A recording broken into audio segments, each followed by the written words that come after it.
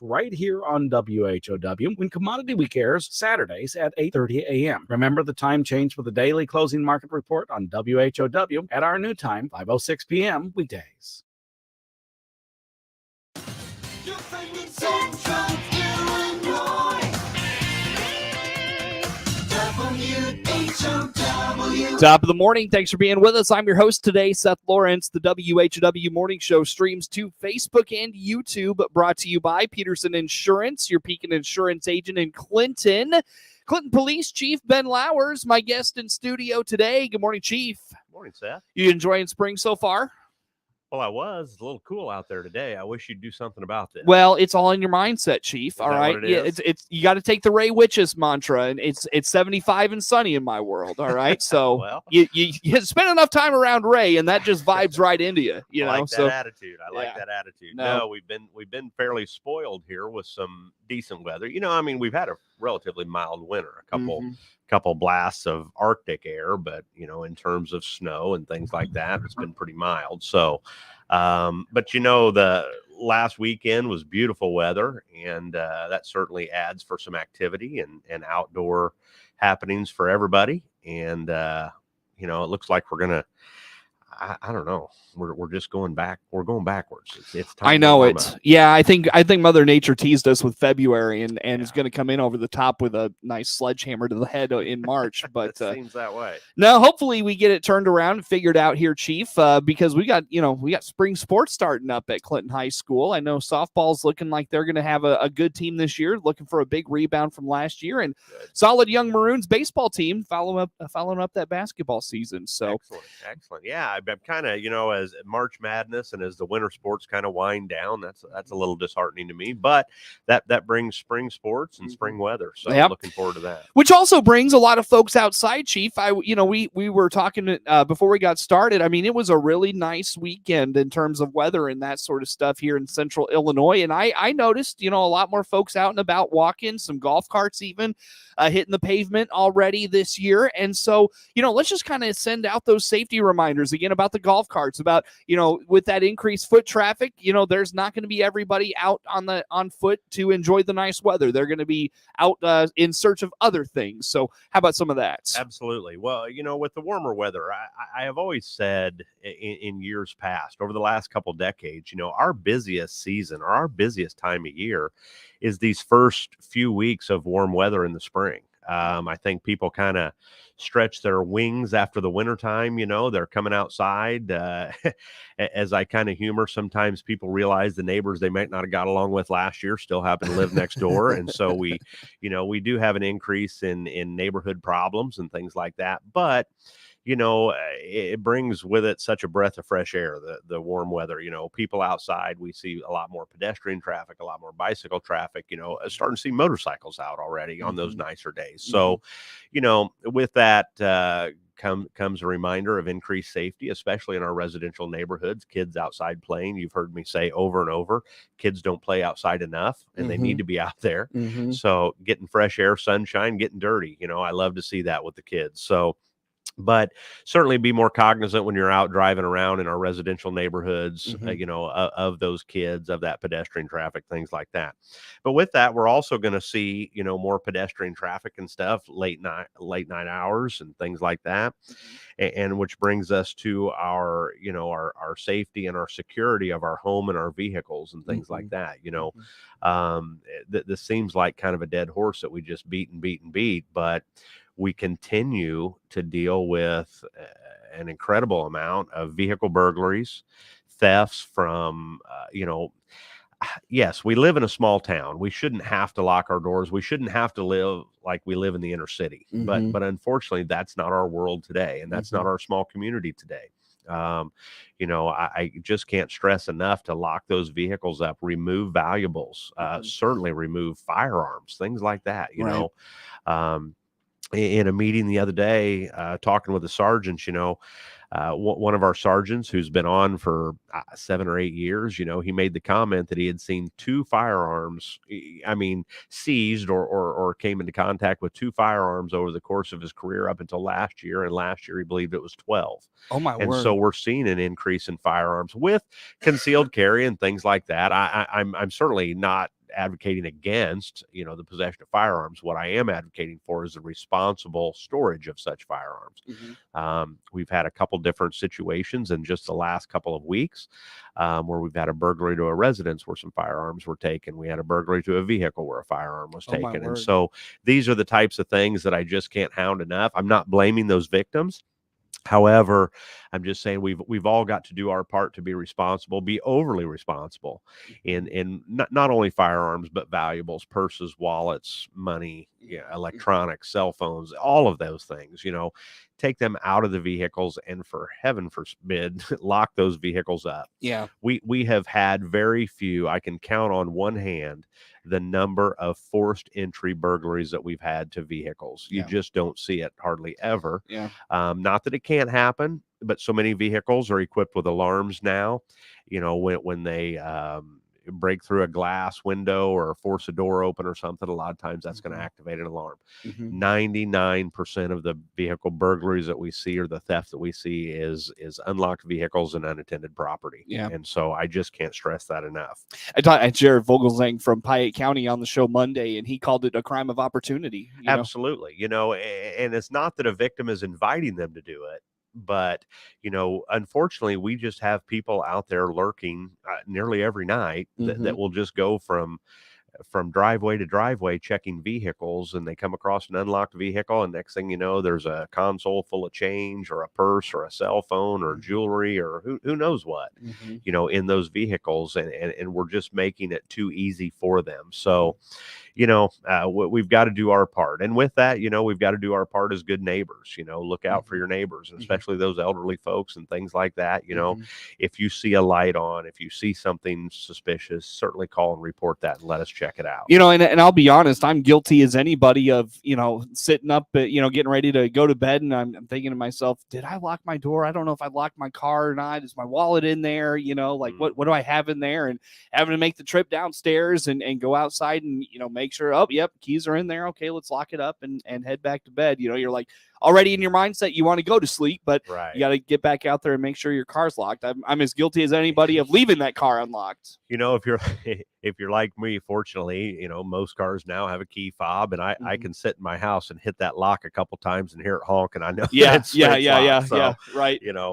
But anyways, it starts with us. It starts with being responsible. It starts with being proactive about our own security.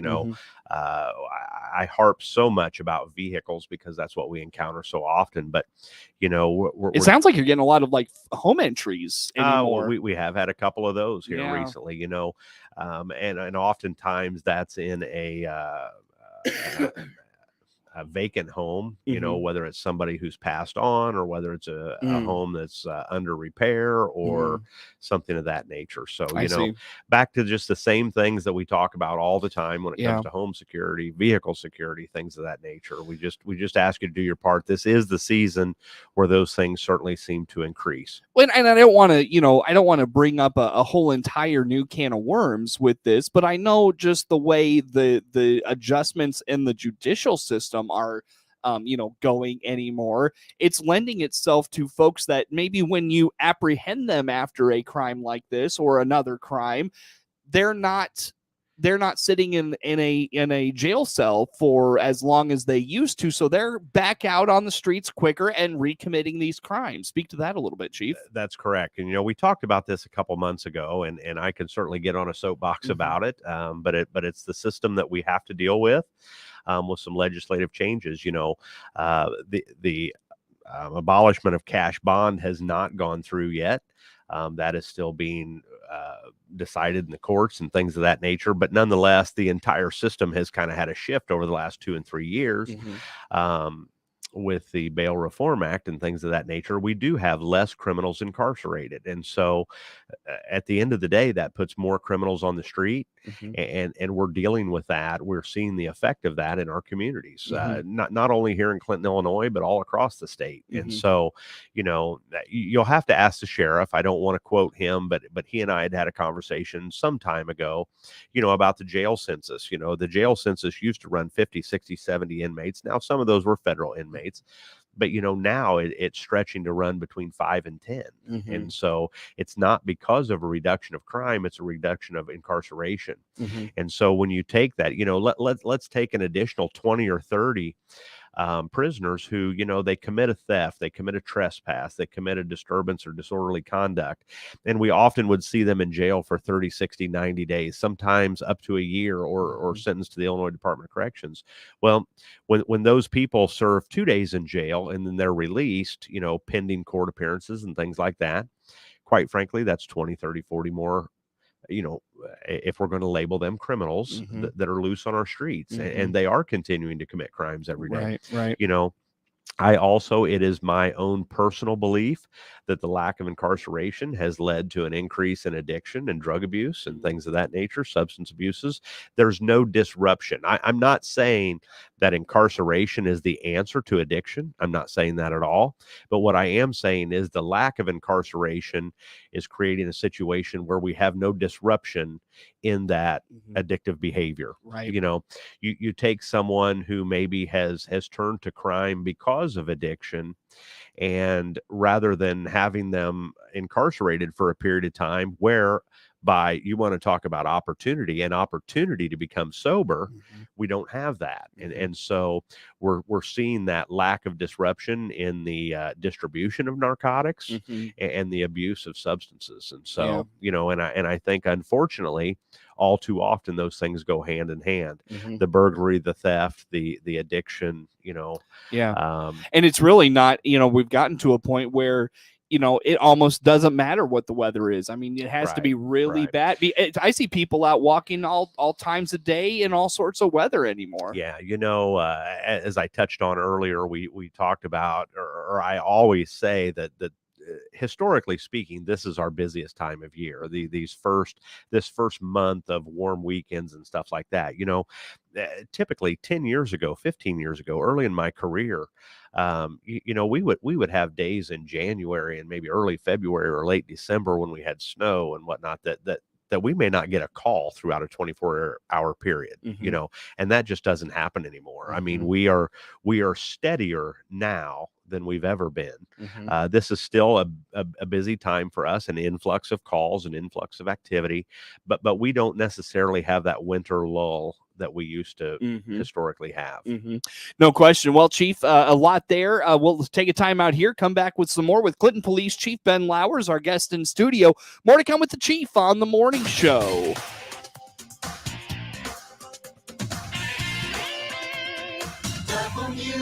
WHOW. Let's check the opening numbers now at the Chicago Board of Trade on this Wednesday. Jim Taylor, RFD Radio Network, corn and beans starting the day steady, wheat lower. March corn 644 up 2. May corn up half a penny, 634 3/4. July corn 623 up half a penny. March beans starting the day 1524 3/4, down half a penny. May beans up 2, 1517 1/2. July beans 1506 1/2, up 1 3/4. May Chicago wheat 692 3/4, down 5 1/4. July wheat down at nickel 701 1/2, and September wheat starting this Wednesday 712 3/4, down 4 3/4. May bean meal 491.20, up 340. May bean oil 59.01, up 35 cents. A look at the opening numbers on this Wednesday report day. Jim Taylor, RFD Radio Network.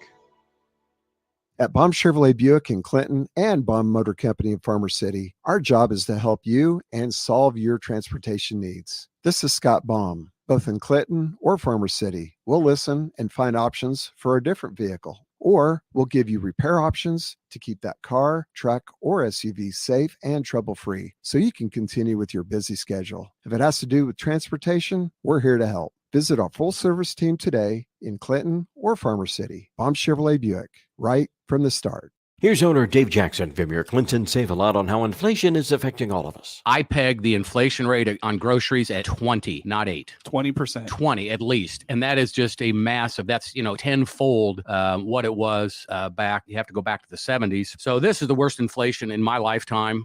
They say since 1980. I'm going to go back farther than that. Despite that, Dave still provides you selection and savings at your Clinton Save a Lot. Find out more by clicking their icon at DeWittDailyNews.com. Hope to see you soon. Your friend in Central Illinois, WHOW. Top of the morning. Thanks again for being with us. I'm your host today, Seth Lawrence. The WHOW Morning Show streams to Facebook and YouTube, brought to you by Peterson Insurance, your Pekin Insurance agent in Clinton. My guest in studio today, Clinton Police Chief Ben Lowers. Chief, I've seen a little bit in the news and heard from you recently about some adjustments in your department, some moving around of staff and such. What's been going on lately? Well, we have, we've talked about, the whole topic of recruiting and retention within the law enforcement field in general, and then obviously also within the Clinton Police Department. So, we've had some. Well, we just finished up a testing cycle of new hire applicants, and so we're moving forward there. We're currently down one position, which we have been for some time, but that fortunately for us, that happens to be our task force assignment. And with the sheriff's office being very active in the task force and whatnot, while we would like to have our own person in there, we still have a great support from the task force when needed. So, but anyways, and then obviously we've talked about the upcoming retirement of our school resource officer, Mike Bennett. And so we've had just a little shifting within the department and just kind of some, not necessarily restructuring, but some reassignments here at our, not last night, but the previous city council meeting. We had the promotion of Officer Jake Franklin. Officer Franklin's been with us, I think, about 3 years. And previously served with the Hayworth Police Department, holds a bachelor's degree from Western Illinois University, and kind of his specialty is the martial arts, control tactics, and firearms training. He has kind of been our co-range master with Officer Bennett over the last few years. And so anyways, he was recently promoted to the rank of sergeant, so he'll oversee patrol on a night shift. And then also we've made our selection for Officer Cody Mayer. Will be taking over for Officer Bennett, beginning with the 2023-24 school year. He'll assume that role in August when school goes back into session. But with that, and we're I guess doing some interdepartmental development for future lateral positions, within the department. But with that comes a lot of extra training, having to send officers to specialized training and stuff. We're just kind of restacking the deck and kind of getting those positions filled and trying to get some training and experience for those guys. So how do you feel about where your department's at from a staffing perspective? We're comfortable, but we're not full staffed. And I obviously I'll be most comfortable when we're full staffed, but what are you in need of right now? So right now, I mean, we're looking to hire one to fill our current vacancy, and we just can't ever let off the throttle, with the time that it takes and the recruiting and retention as well. With the upcoming retirement of Officer Bennett, we've got to be looking to fill that position now. We have been down about a year and a half. It's been about a year and a half since we were completely full staffed. And so, it just seems it does take more time than it used to. There's a lack of quality applicants, and then it seems like everyone is hiring. So we're competing, and what do we have to offer compared to a Bloomington or a Champaign, these larger agencies that are certainly able to offer more money, and maybe more advancement within the department, so that those do create challenges for us. But we have a very nice small department.